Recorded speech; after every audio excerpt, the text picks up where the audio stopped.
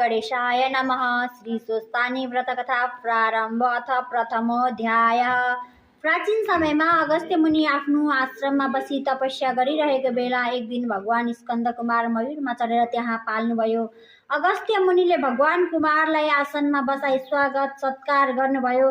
तत्पश्चात अगस्त्य मुनिले नम्र बाणीले सोध्नुभयो, हे स्कन्द कुमार, यो संसारको सृष्टि कसरी भयो? मलाई यस विषयमा जान्ने इच्छा भयो।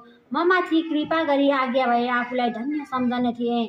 अगस्त्य मुनिको कुरा सुनेर कुमारजी आज्ञा गर्नुहुन्छ। हे अगस्त्य मुनि, एकचित्त भई सुन। अघि पद्मकल्पमा यो संसारको सृष्टि हुँदा सर्वप्रथम परम ब्रह्मा परमात्मा शिवको इच्छाबाट ब्रह्मा विष्णु र रुद्र प्रकट हुनुभयो। उहाँहरूको शक्ति स्वरूप त्रिगुणमयी परशक्ति भगवती प्रकट हुनुभयो। यी महामायालाई कसैले पनि वश गर्न सक्दैन। तिनै माया शक्ति भण्डार